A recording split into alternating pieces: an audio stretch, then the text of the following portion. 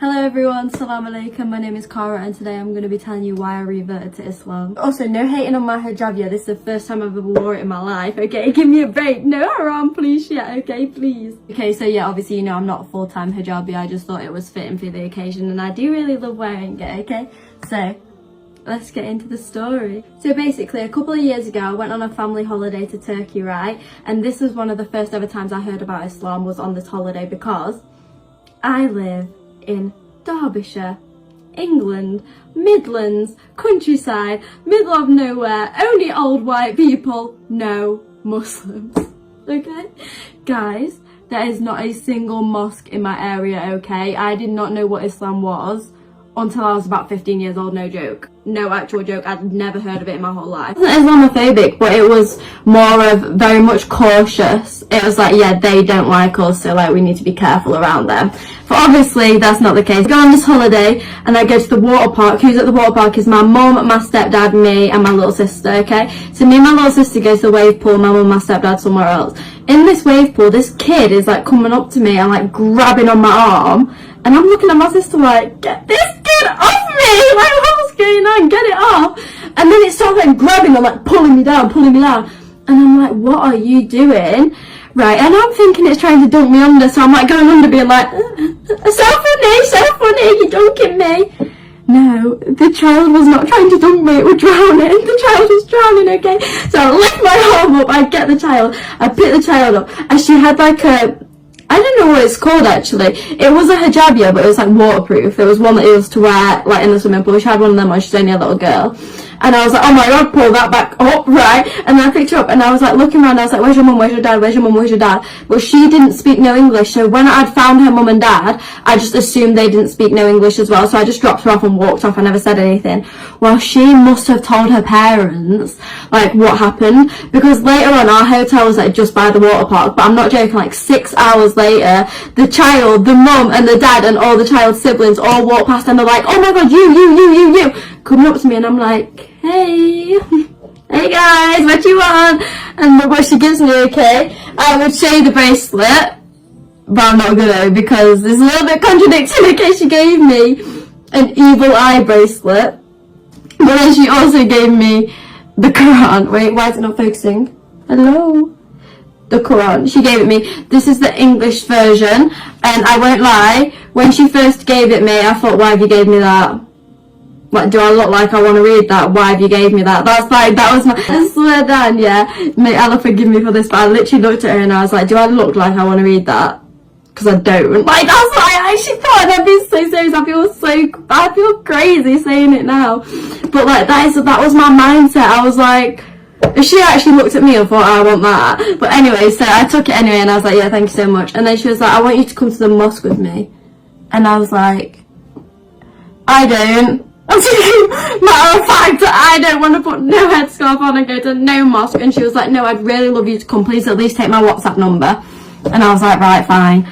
So it gets to the end of the holiday and I'm like, do you know what, maybe I actually should have gone to that mosque, because like the culture, the fun, like I'd be a little bit more educated. So I thought, you know what, I'll go, okay?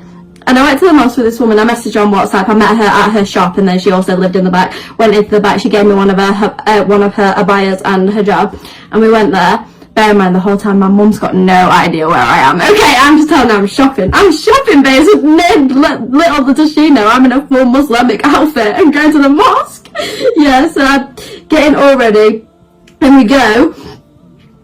And I actually didn't like go do wudu or like pray or anything. I didn't do any of that. I literally just went to like I think it was like a visiting area. It was like a tourist area basically, where like tourists would go to observe what happens in a mosque, not to like actually partake. So I went there, we met up outside afterwards, spoke a little bit, and then I just thought, yeah, that was cool. Like, I love doing that. It was a sick experience, but like, I'm not Muslim and I don't want to be. Like, that's what I thought. And like the Quran, I've always kept it because I thought like, oh my god, like a memory, but I never read it. I just thought, pfft.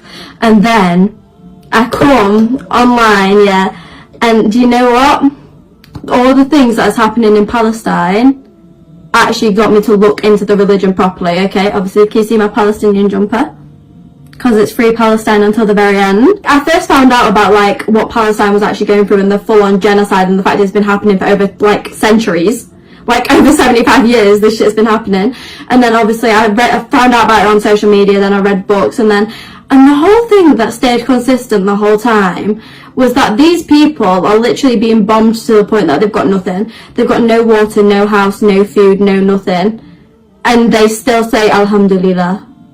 They still say Alhamdulillah. And they still say, before they even say, oh my God, I just wish I was safe, I just wish I was safe, they say, oh, inshallah, I'll be safe. Like, that was a mind-blowing to me, because you have nothing. You have nothing. And the fact, like, it's so easy to, like, look and be like, well, how can there be a God? If this is happening, how can there be a God? And the fact that they still looked at this and they thought, this is happening because Allah wants this to happen. This is happening because Allah's trying to teach people a lesson. This is happening because of this. And to think that, to me, like, that just has to be the truth. Like, there's nobody that's going to be that devoted to something that is just not the truth.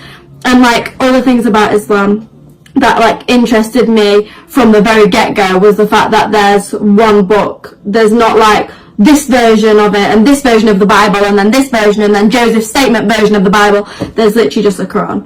And yeah, there's, like, different Qurans, but they all have the same text.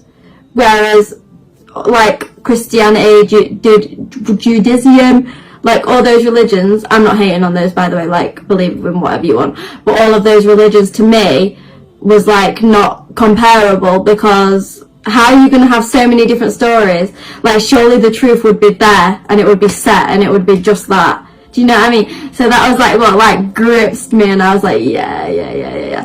Okay, so then after I found all of that, I finally picked up the Quran, okay, and I read it, and oh my God, the best decision I ever made, bro. Like, I read it, yeah, I read it for, probably took me like 2 months to read it in total, and then after I read it, I just disregarded it for 2 months, and I was like for 2 more months I was just like, oh, like, I've read it now, and yeah, I definitely believe in that, but like, being a Muslim just doesn't fit my lifestyle, so I'm not going to be one.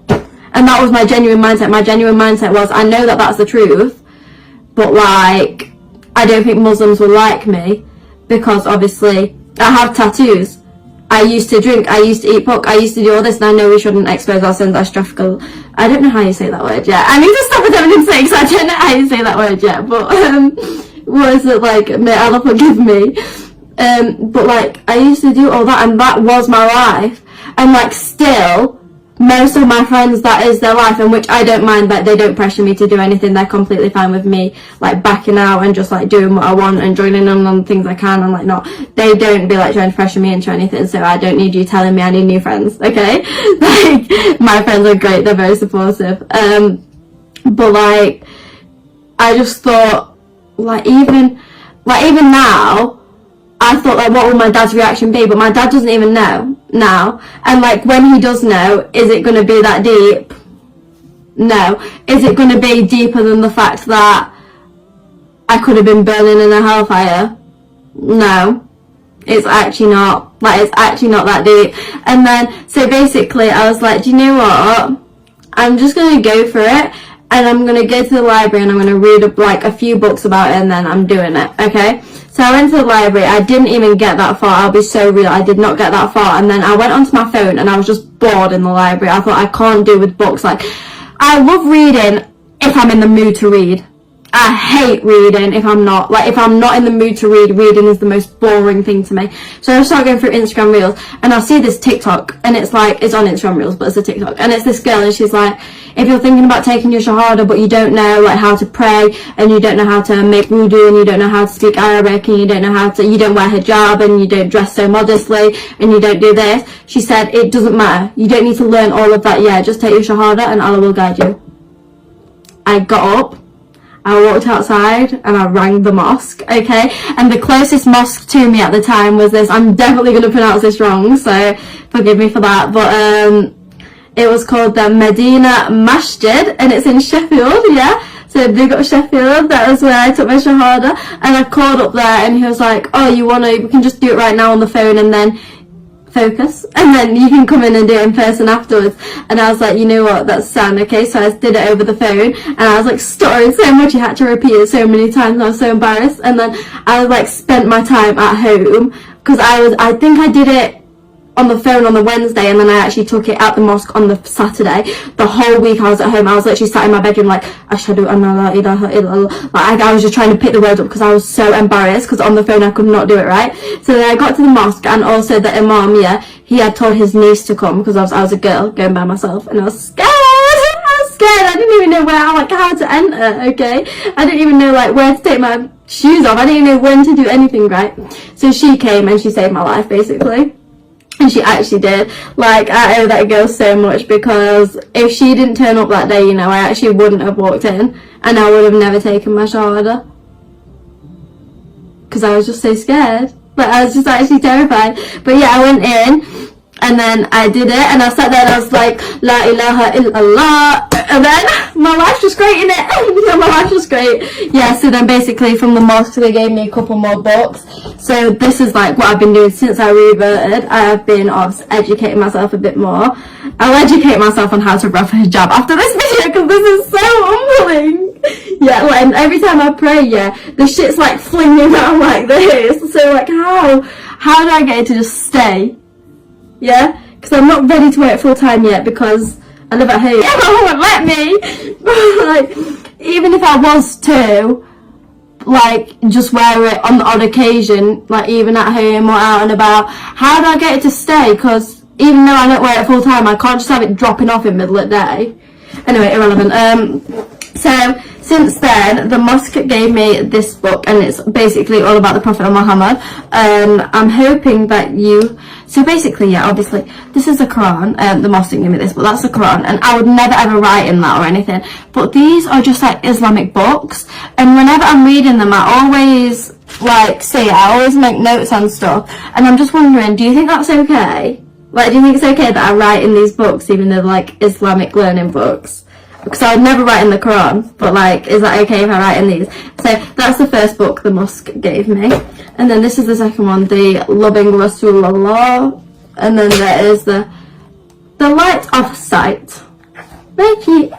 This is my favourite person in that whole entire world got for me. There's actually another one of these little books, but it's up there in that box, and like, it's in there for a reason, so I'm not getting it out. Okay, so she got me another book as well, but this is a book that says I Am There. This is my favourite. It has like dua, and it has hadith, and it has just like everything's in this book. Okay, it's just such a perfect little book. My Quran, she got me this as well, and I am so thankful for everyone that's helped me on my journey. And yeah, that's it. Okay, and if you're watching this and you're not Muslim, I won't push it on you or anything, because I know you guys hate that. I hated that as well, don't worry, I hated that shit, so I won't do it. But just take a look at it, okay, because it actually did change my life for the better. What the fuck?